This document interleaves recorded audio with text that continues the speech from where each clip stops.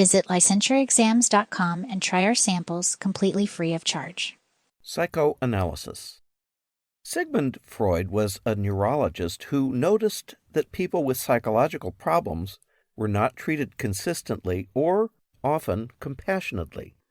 Psychoanalysis represents the first attempt to explore the depths of the human psyche and to find ways of helping those with problems. Basic assumptions. Freud had a pessimistic and deterministic view of human nature.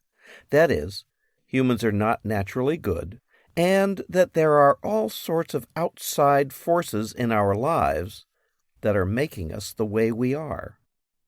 The personality is divided into id, ego, and superego. The unconscious is an important part of who we are.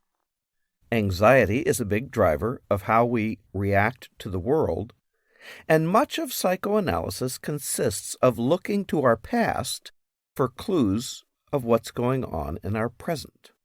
The therapeutic goal is to make the unconscious conscious so that we're able to see it, deal with it, and move on with our lives. The growth of the ego through analysis of resistance and transference allows the ego to solve these unconscious conflicts that are holding us back and that are causing problems in our lives. The therapeutic relationship classically was based on the therapist being almost anonymous, so that the client could project their feelings onto the therapist. A more modern conception is that the therapist tries to relate objectively but warmly with the client, with a measure of detachment. Both transference and countertransference are central aspects of the relationship. The technique is based in helping repressed memories surface in the person's life. This will take place as free association, dream analysis and interpretation of those dreams, analysis of resistance, and transference. The goal is to foster awareness and insight that will lead to a reorganization of the personality so that the client is no longer at the mercy of those irrational forces. The application is that psychoanalysis works best for people who have been helped by intensive therapy and wish to go on with their lives. This mode of therapy demands a sacrifice of time, money, and personal commitment because it is often a years-long process. A major contribution of psychoanalysis is that it provides a detailed system of personality. It emphasizes the place of the unconscious as one of the determinants of who we are. It highlights the profound effect of childhood developments on adult behavior, and it provides a procedure for tapping into the unconscious so that it can be analyzed.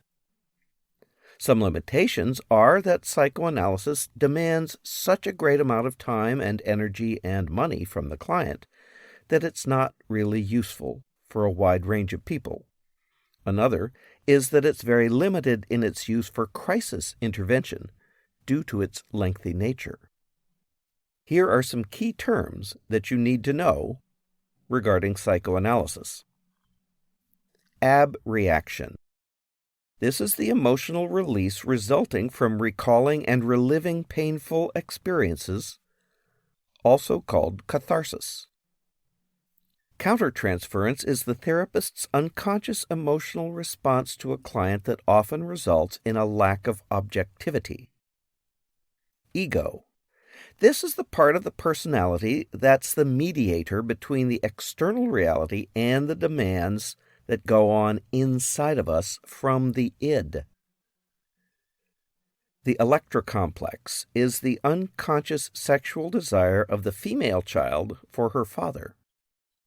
Fixation, the condition of being stuck at one level of psychosexual development. Id. This is the blind, demanding, insistent part of our personality that wants its own way and that the ego has to moderate between it and the outside world. Libido describes the instinctual drive of the id, which is the source of our psychic energy. Narcissism is extreme and debilitating self-love.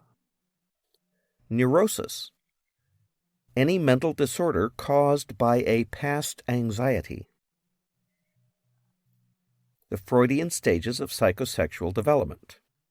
First, the oral stage, birth to 1 year, where we get pleasure from the mouth. The anal stage is ages 1 to 3, when we get pleasure from expelling and retaining. Third is the phallic stage, from 3 to 6 years old, where we get pleasure through the genitals. Fourth is the latency stage, from 6 to puberty, where sexual energy is repressed, so it's really the calm before the storm.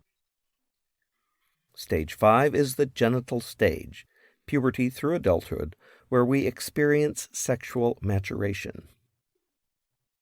The Oedipus complex describes the unconscious sexual desire of the male child for his mother and the resulting feelings of hostility towards the father. Repression is the ego defense mechanism where we put threatening or painful memories away from our awareness. Superego is that aspect of the personality that represents the higher plane of existence, where moral striving takes place. It is the part that provides the ego with the motivation to resist the demands of the id. Transference is the client's unconscious shifting to the therapist of feelings and fantasies, both positive and negative. Unconscious. This is the aspect of psychological functioning in our personality that has our experiences, our impulses, and our memories. It is the place that is beyond our awareness, but that needs to be gone through so that the repressed memories can be brought to consciousness and dealt with for the person to make progress.